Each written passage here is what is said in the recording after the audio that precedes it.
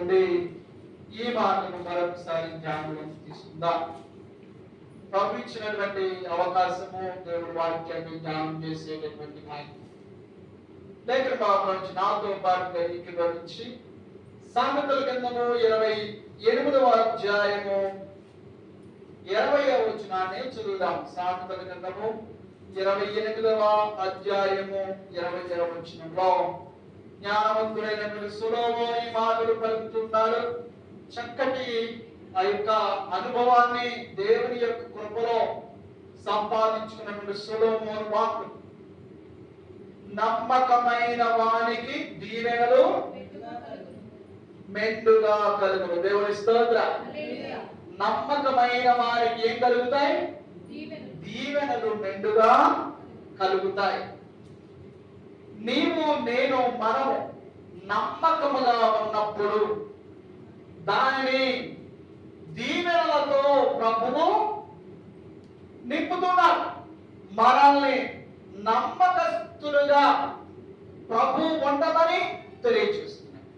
మనము దీవించబడాలి అంటే మన యొక్క పనుల్లోనూ మన యొక్క ప్రతి ఒక్క కార్యములోనూ మనము చేస్తున్నటువంటి ఆ యొక్క వ్యాపారాలు కావచ్చు, మరి ఇతరమైనటువంటి చేతి పనులు కావచ్చు, కూలి పనులు కావచ్చు, మరి ఏ పని అయినప్పటికీ కూడా నీవు నేను మనము చేస్తున్నటువంటి పనిలో నమ్మకత్వాన్ని కలిగి ఉన్నప్పుడు దానికి తగినటువంటి ప్రతిఫలము ప్రభు యొద్ద నుంచి నిశ్చయముగా పొందుకుంటాం. ఆమేన్. నమ్మకస్తునికి దీవెనలు మెండుగా వచ్చేస్తాయి. దేవుని దీవెనలు వచ్చేస్తాయి, మనుషుని దీవెనలు వచ్చేస్తాయి, దీవెనల మీద దీవెనలు వచ్చేస్తాయి. ఆమేన్. ఎప్పుడు మనము నమ్మకంగా ఉన్నప్పుడు, ఒక యజమానుడి దగ్గర పని చేస్తున్నటువంటి పనివాడు నమ్మకంగా చేస్తున్నాడు అనుకోండి, తనకు ఇల్లంతయు అప్పగించబడుతుంది. వీరు నమ్మకస్తుడు కాబట్టి వీరికి సమస్తాన్ని అప్పగించొచ్చు, తన చేతిలో పెట్టొచ్చు. కారణం ఏమిటి? నమ్మకం ఉన్నాడు.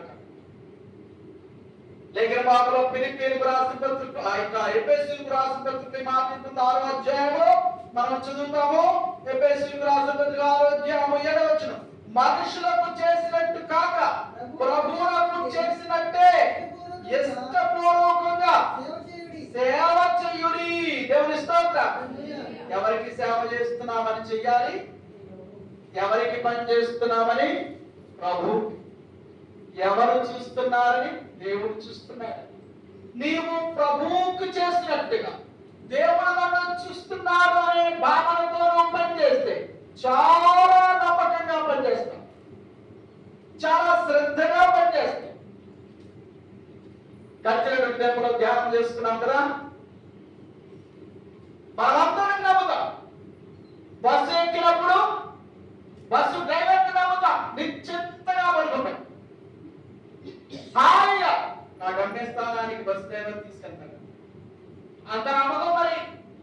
కాబట్టి సోదరుడు కూడా పడుకుంటాం.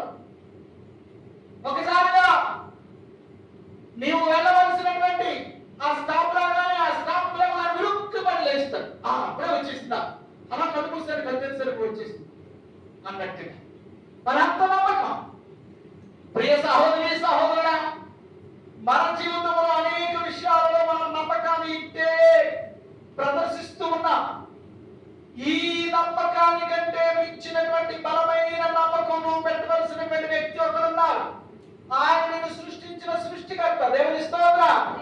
ఆయన నిన్ను ఇప్పటి వరకు కాచి కాపాడుచున్నటువంటి దేవాది దేవుడు.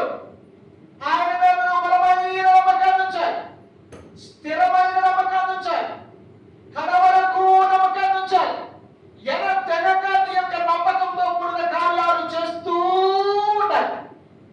కొరింథీయులకు రాసిన పత్రికలో మనం చూద్దాము. నీవు ఏ పని చేసినావో నమ్మకముతో చేసినప్పుడు దేవుని ఆశీర్వాదం నీకు ప్రాప్తిస్తాయి. మొదటి పత్రిక 4వ అధ్యాయం 2వ వచనం చదువుదాం. కొరింథీయులకు రాసినటువంటి మొదటి వచ్చిన మరియు గమనించండి, మరియు గృహ నిర్వాహకము చేసే ప్రతివాడు కూడా ఎలా ఉండాలి? నమ్మకమైన వాడై ఉండుట మంచిది. అవశ్యం ఉండాలి. ఒక ఇంటిలో పని చేస్తున్నటువంటి వాడు ఆ ఇంటికి ఎలా ఉండాలి? నమ్మకం ఉండాలి. చాలా మంది ఈ రోజుల్లో నమ్మకత్వాన్ని నటిస్తారు. నేను చెప్పాను కదా, ఓసరవల్లి చూసారా? ఎవరన్నా ఓసరవల్లి చూసారా? చాలా మంది చూశారు. తొండ ముదిరితే ఓసరవల్లి అవుతుంది అంటారు. తొండ ముదిరితే ఓసరవల్లి అవ్వదు. తొండ ముదిరినా తొండే, తొండే, ఓసరవల్లి ఓసరవల్లి. తొండ ముదిరితే ఓసరవల్లి అవ్వదు. తొండ యొక్క తీరి వేరు, ఓసరవల్లి యొక్క తీరి వేరు. ఓసరవల్లి ఏ యొక్క చెట్టు మీద ఉంటే ఆ చెట్టు యొక్క రంగును మారుస్తుంది. ఎందుకు ఓసరవల్లి తన రంగును మార్చుకుంటుంది? తనను తాను కాపాడుకోవడానికి, భద్రపరచుకోవడానికి. ఓసరవల్లి రంగు మార్చింది అంటే ఆపద నుండి తప్పించుకోవడానికి మాత్రమే అది రంగు మారుస్తుంది. పచ్చని చెట్టు మీద ఓసరవల్లి ఉంటే పచ్చగా అవుతుంది. ఎందుకంటే అమ్మో, ఈ పచ్చని చెట్టులో నేను పసుపుగా ఉంటే అందరికీ కనిపించిపోతా, నన్ను పట్టేస్తాను. లేకపోతే ఏ యొక్క జంతువైనా, ఏ పిల్లో, ఏ పెద్ద రకమైనటువంటి పామోలను మింగేయచ్చు. కాబట్టి నేను కూడా ఏ రంగులో వెళ్ళిపోవాలి? పచ్చ రంగులోకి వెళ్ళిపోతే నేను ఎవరికి కనిపించాలని తన రంగును మార్చేసుకుంటాను. గమనించండి, ఆపదను ఎరిగి రంగును మారుస్తుంది. ఆపద నుంచి తప్పించుకోవడానికి మాత్రమే ఓసరవల్లి తన రంగును మారుస్తుంది. మనుషుడు అలా కాదు. మనుషుడు అవసరాన్ని బట్టి రంగులు మార్చుతాడు. అవసరాన్ని బట్టి ఇక్కడ అవసరమైతే ఈ రంగులోకి వచ్చేస్తాడు, అక్కడ అవసరమైతే ఆ రంగులోకి వచ్చేస్తాడు, ఎక్కడ అవసరమైతే ఆ రంగులోకి వచ్చేస్తాడు. అంతే. ఎన్ని రంగులు మారుస్తాడంటే ఓసరవల్లి కంటే బోల్డ్ రంగులు ఉంటాయి అన్నమాట మనుషుల దగ్గర. గమనించండి, ఇక్కడ నమ్మకంగా నటించేస్తాడు, నమ్మకత్వాన్ని ప్రదర్శించేస్తాడు. నమ్మకమైన వ్యక్తి నమ్మకస్తుడు లేడు అని యజమానుడు అనుకునేటటువంటి రీతిలో వీళ్ళ ప్రవర్తన ఉంటుందన్నమాట. ఈ మధ్య ఒక సంఘటన జరిగింది. విజయవాడలో కేర్ టేకర్ గా పని చేయడానికి నిర్ణయించబడింది ఒక సాఫ్ట్వేర్ ఇంజనీర్ గా చేసి రిటైర్ అయినటువంటి వ్యక్తి దగ్గర.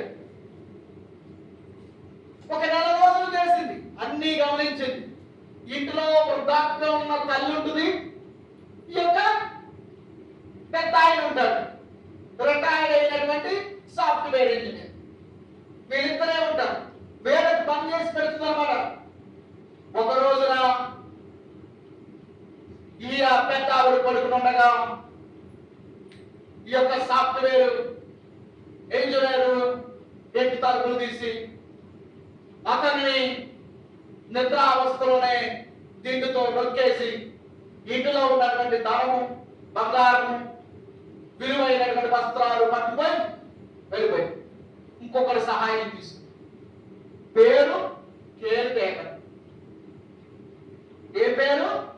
Care taker. ఇంటికి సంరక్షకురాలు, గృహంలో నిర్వాహకత్వం నడిపించేటటువంటి, అన్ని నిర్వహించేటటువంటి ఆవిడ అన్ని సమకూరుస్తూ ఆమె మొత్తం దోచేసింది. నమ్మకంగా ఉండి ఇల్లు అప్పగించినటువంటి యజమానులను ఏం చేసింది? ముంచేసింది. యజమానులు చంపేసింది. నీ నమ్మకము నిన్ను దీవెనలతో నింపాలి కానీ దొంగదారిగా చేయమన్నా. నమ్మకస్తులకి దీవెనలు మెండుగా కలుగును. దేవుని స్తోత్రం. వెతికారు. విత్తిన వారం రోజుల లోపులోనే పట్టేశారా. తనకు సహకరించిన వాళ్ళు కూడా పట్టేశారు. ఇద్దరిని పట్టేశారు పోలీసు. ఈ ఇప్పుడు ఆ మీద ముద్రపడిన దేవుని ఇది పెద్ద దొంగది. ఇక తన బ్రతికంతా కూడా ఆ నింద పోదు. ఒకసారి దొంగ అనే ముద్ర పడితే జీవితాంతం దొంగనే.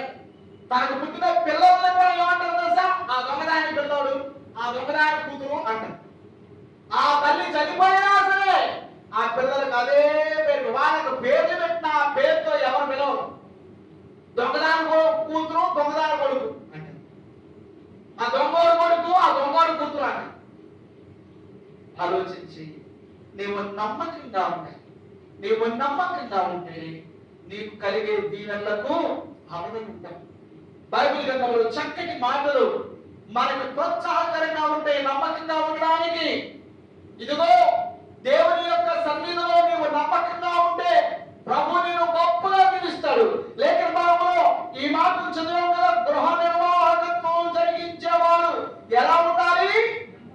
నమ్మకంగా ఉంటూ అవశ్యం ఖచ్చితంగా ఉండాలంటే దేవుని మందిరంలో ఉన్న నీవు నేను కూడా నమ్మకంగా ఉండాలి.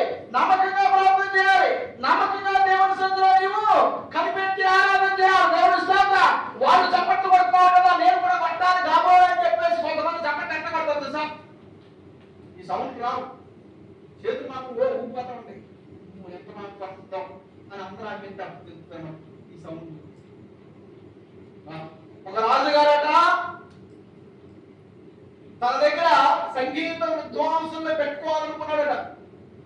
రాగానే రాజకుమారి మహాసనం దగ్గర వస్తున్నాడు. రాజుగారు అవశ్యంగా ఏం చేయించున్నారు హో అనగానే సంగీత విద్వాంసులు లేచి ఎవరి యొక్క సంగీతాన్ని వారు వాయిస్తా ఉంటారు. చక్కగా ఒక్కొక్క కోణంలో మృదువుగా రాజుగారు వచ్చి సింహాసనం మీద కూర్చోగానే అంటేస్తారు. మళ్ళీ ఆయన వెళ్ళినప్పుడు చక్కని సంగీతాన్ని వాయిస్తూ ఉంటారు. ఆయన చక్కగా వెళ్ళిపోతారు. ఇలాగూ సంగీతము విద్వాంసులు ఉన్నారు. మంత్రి గారు ఒప్పుకున్నాడు. వాడు ఎందుకు పనికిరాడు. వాడు ఏం చేశాడంటే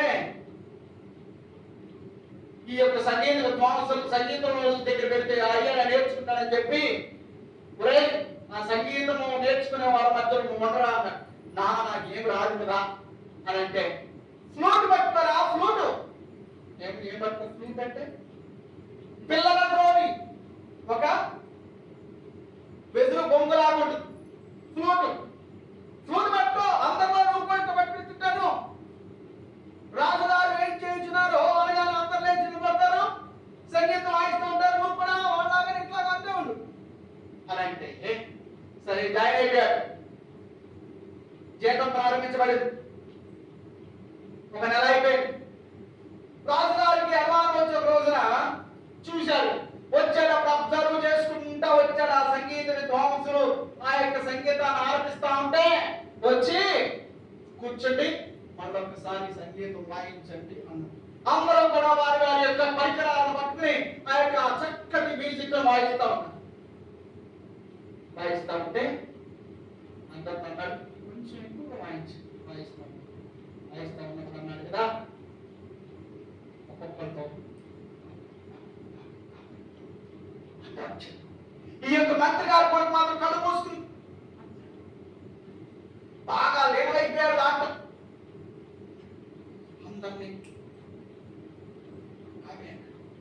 అందరూ ఆవేశించారు.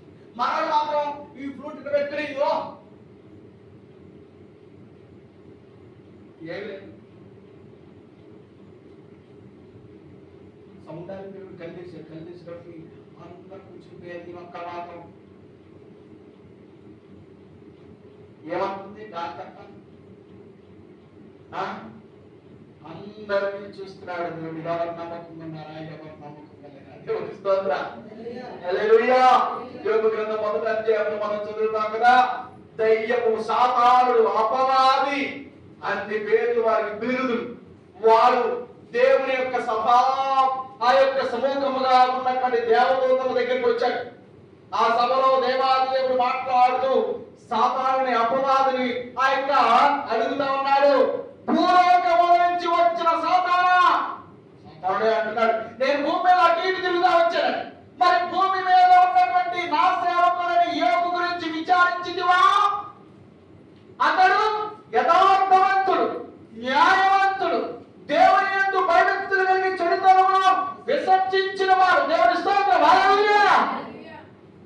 మనల్ని ఇండివిజువల్గా ఒక్కొక్కరు గురించి తెలుసు.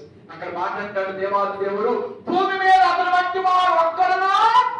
దేవుడి స్తోత్రం, హల్లెలూయా. నమ్మకస్తుల గురించి యజమానులు సాక్ష్యం చెప్తారండి. నమ్మకస్తుల గురించి ఎవరు చెప్తారు సాక్ష్యం? మీరు ఇంట్లో భోజనం వండుతారు, మీ భర్తలు పిల్లలు చెప్తారు. ఒకళ్ళ దగ్గరికి వెళ్తే వాళ్ళు తింటూ ఉంటే ఇంకా వేరే వాళ్ళు వడ్డిస్తా ఉంటే నచ్చలేదా? మీ అమ్మలాగా నేను వండలేదా? మీ అమ్మలాగా నేను వండినట్టుగా రుచి అనిపించట్లేదా? బాగుందా అంటే ఏమో మీ అమ్మలాగా నేను వండితే అమ్మ బాగుంటుంది అంటే వారి అమ్మ బాగుంటుందని కనుక తెలుసు. నువ్వు వండే వంటకములో నీ యొక్క నైపుణ్యము గ్రహిస్తారని వినరు. నీటిలో చేసే ప్రతి పనిలో కూడా నీ పనితనాన్ని చూస్తారు. నీవు ఊడ్చే విధానం, నువ్వు చేసేటటువంటి పని, నీవు ఉతికే విధానం, నీవు వండే విధానం అన్నింటినీ చూస్తారు. నువ్వెంత ఇష్టముతో ఎంత శ్రద్ధగా పనిచేస్తున్నావో అన్ని బిడ్డలు చూస్తారు. నమ్మకంగా చేస్తున్నారు అని దేవుని స్తోత్రం, హల్లెలూయా. నీవు వండుచున్న అన్నం మీద శ్రద్ధ పెట్టకుండా ఫోన్ మీద శ్రద్ధ పెట్టేవనుకో, అన్నము పై మీద పెట్టి నువ్వు ఫోన్ చూసుకుంటా ఉన్నావు అనుకోండి, అన్నము పొగిపోవచ్చు, లేకపోతే మాడిపోవచ్చు. అతివృష్టి లేకపోతే అనావృష్టి అయితే అన్నం మాడిపోతే లేకపోతే ముద్దయిపోతుంది. లేదండి, కారణం ఏమిటి? నీకు శ్రద్ధ లేదు, పని మీద నీకేం లేదు, శ్రద్ధ లేదు. చేసే పని నమ్మకంగా ఒక కాన్సన్ట్రేషన్ తో చేయట్లా, కనుక అది నాశనం అయిపోతావు. అయితే ఉప్పు ఎక్కువైపోతే, కారం ఎక్కువైపోతే, లేకపోతే ఉప్పుతో కారం ఉండదు. ఒక ఆమె టీ పెట్టడానికి వెళ్ళి టీ వదిలి ఉప్పు వేసేసి అంటే ఎక్కడుంది మైండ్? లేదు, శ్రద్ధ లేదు. గృహ నిర్వాహకత్వము జరిగించే వారికి ఉండవలసిన లక్షణం ఏమిటి? నమ్మకంగా ఉండాలి. ఇంటిలో ఉన్నటువంటి ఆడపిల్లలు, ఇంటిలో ఉన్న పిల్లలు తల్లిదండ్రులకు నమ్మకం ఉండాలి. భార్య తన భర్తకు నమ్మకం ఉండాలి. భర్త తన యొక్క భార్యకు నమ్మకం ఉండాలి. దేవుని స్తోత్రం చెప్పండి, హల్లెలూయా. నమ్మకంగా ఎప్పటి వరకు? చచ్చే వరకు. దేవుని స్తోత్రం, హల్లెలూయా. ఎప్పటి వరకు? ఆయన ఉన్నంత వరకే నమ్మకంగా. అది నాకున్నా అంటారు, నమ్మకం అంటారు. నువ్వు ఆయన ఉన్నంత వరకే నమ్మకంగా ఉన్నట్టుగా ఉంటే నటిస్తున్నావు. విద్యార్థులు స్కూల్లో ఉండి టీచర్ లేనప్పుడు గొడవ చేసేస్తారన్నమాట. అంతే, గొడవ శబ్దం వచ్చేస్తారు. షాపింగ్ మార్కెట్ లాగా స్కూల్ లాగా టీచర్ గారు వీళ్ళంతా ఏంటి నిశ్శబ్దంగా ఉండేటటువంటి క్లాసు మరొకటి లేవు అన్నట్టుగా. ఇంతకాలం వచ్చి టీచర్ వచ్చి చక్కగా లోనకి రాగానే ఎంత నిశ్శబ్దం ఉన్నారో, బొడ్లు మీద శబ్దం చేస్తున్నారు. అసలు చూస్తుంటే ముచ్చటెత్తుతా. ఎంత నిశ్శబ్దమా!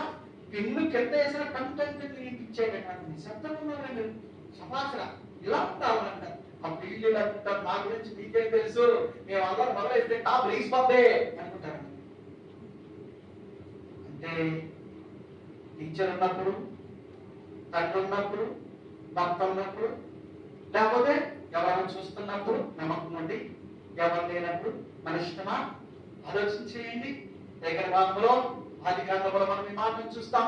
యోసేపు జీవితము చాలా భక్తికరమైనటువంటి జీవితం. యోసేపు ఆ యొక్క ఫరో దగ్గర బాడీ గార్డ్ గా పనిచేస్తున్నటువంటి పోతీఫర్ అనేటటువంటి వ్యక్తి దగ్గర పనివాడిగా చేరాడు. గృహ నిర్వాహకత్వాన్ని జరిగిస్తా ఉన్నాడు. అంటే గృహం యొక్క కార్యకలాపాలన్నీ కూడా అడ్మినిస్ట్రేటర్ అనంతా గృహ నిర్వాహకత్వం పనంతా జరిగిస్తున్నాడు చక్కగా. పోతీఫర్ అన్నాడు కదా, ఒరే బాబు యోసేపు, బ్రహ్మాండంగా చెప్తావు నువ్వు, ఇదిగో ఇంట్లో పనులు అన్నీ నీకే, మొత్తం ఎంత చెత్త అంటే ఏమవుతావో నీ ఇష్టం, మొత్తం ఇల్లంతా నీ చేతులు పెట్టేశాను అని చెప్పేసి ఏమి పట్టించుకోవట్లేదు పోతీఫర్. ఒక రోజున పోతీఫర్ భార్య యోసేపు మీద కట్టేసింది. అన్ని పనులు చూస్తా ఉంది, చాలా శ్రద్ధగా చేస్తుంది. తీక్షణంగా చూసినప్పటికీ పోతీఫర్ భార్యకి యోసేపు చాలా అందంగా కనిపించాడు. నిజమే అందగాడు, కుర్రాడు, మంచి రూపవంతుడు. పోతీఫర్ భార్య యొక్క కన్ను యోసేపు మీద పడింది.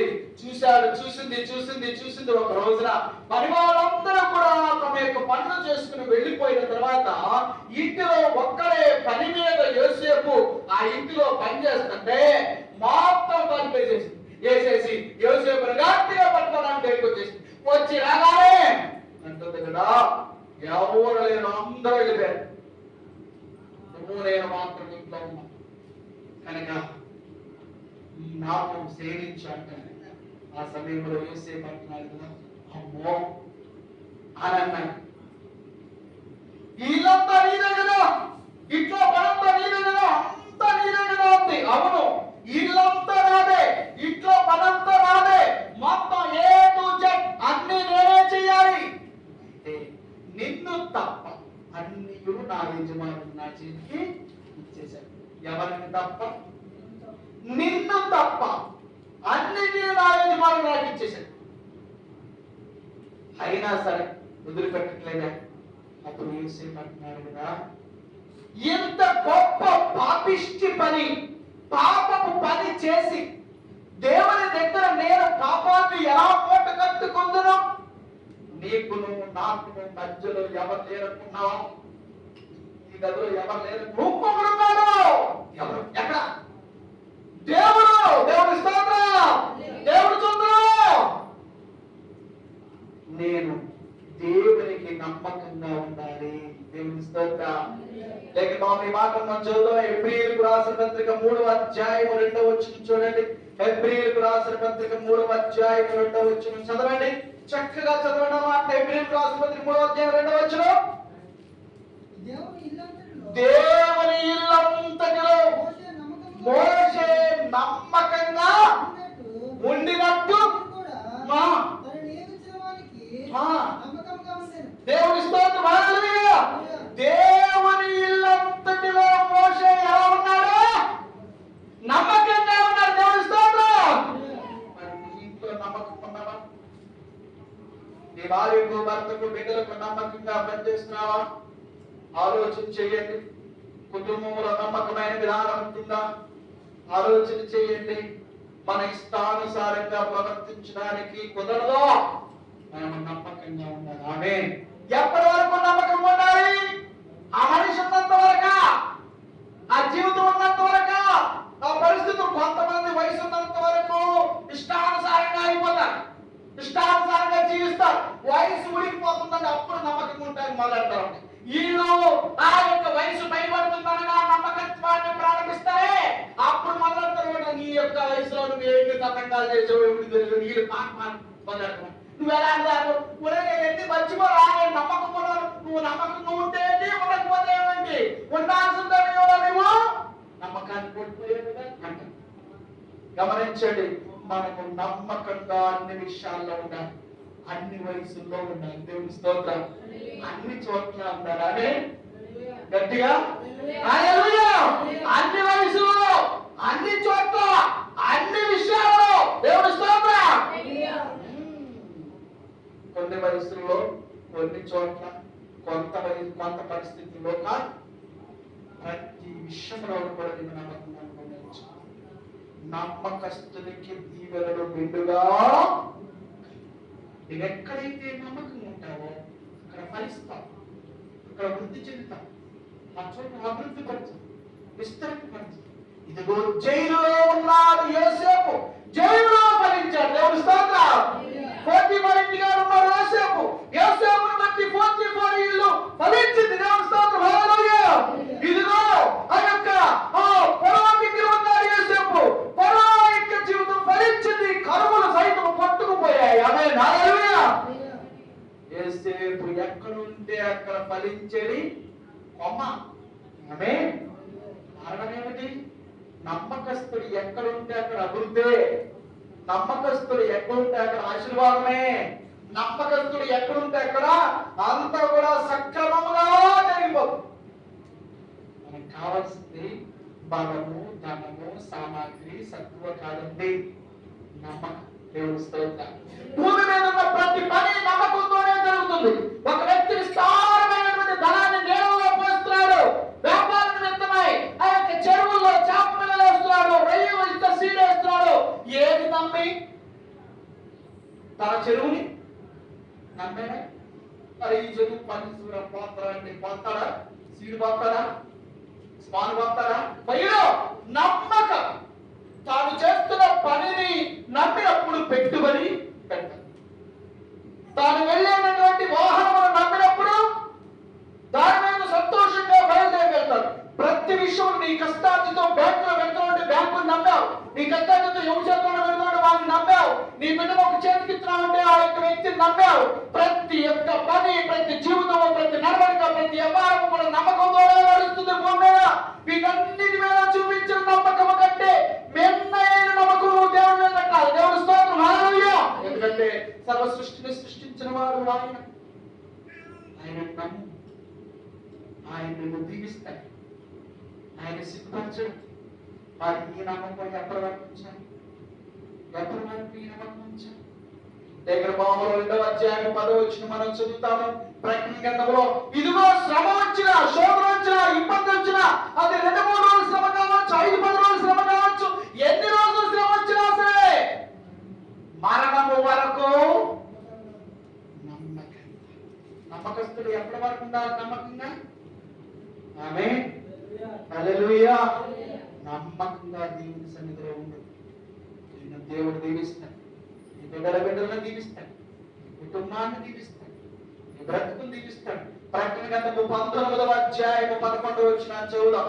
ప్రకటన గ్రంథము 19వ అధ్యాయము ఆ యొక్క 11వ వచనం చూడండి.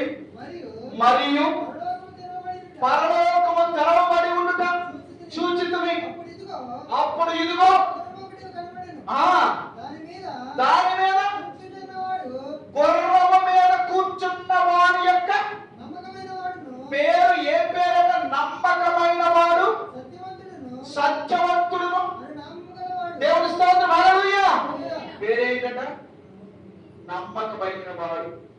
అన్ని పేర్లు పెట్టుకుంటారని ఎవరు పెట్టుకోరు. నమ్మకమైన వాడు ఎవరు పెట్టుకుంటారు? నమ్మకమైన వాడు ఎవరు నమ్మకమైన వాడని పెట్టుకోరు. ఎందుకో తెలుసా? నమ్మకమైన వాడని పెట్టాలి. నమ్మకమైన వాడని ఒకరు పెట్టాలి. నమ్మకమైన వాడని నీకు నువ్వు పెట్టుకుంటే సరిపో. నా పేరు నేను పెట్టుకుంటా. నాకు నమ్మకమైన వాడని ఎవరు పెట్టాలి? నేను పనిచేస్తున్నటువంటి యజమానుడు పెట్టాలి, నా దేవుడు పెట్టాలి. దేవుడు స్తోత్రం, హల్లెలూయా.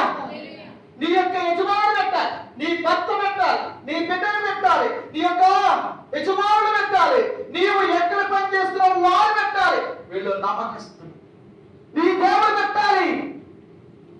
లేఖన భాగంలో 3వ అధ్యాయం 20వ వచనం చూస్తాం. గమనించండి.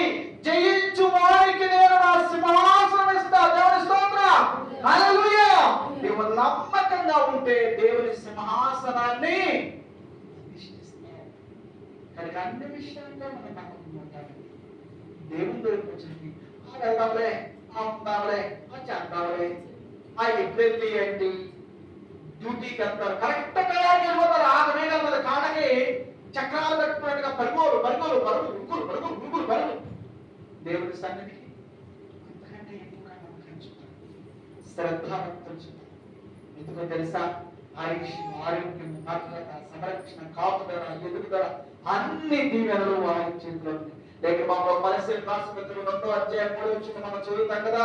ఇదిగో బుద్ధి జ్ఞాన సర్వ సంపదలు ఆయన యందే ఉన్నాయి. మరి ఆయన చదువు ఎంత నమ్మకాన్ని పెట్టాలి?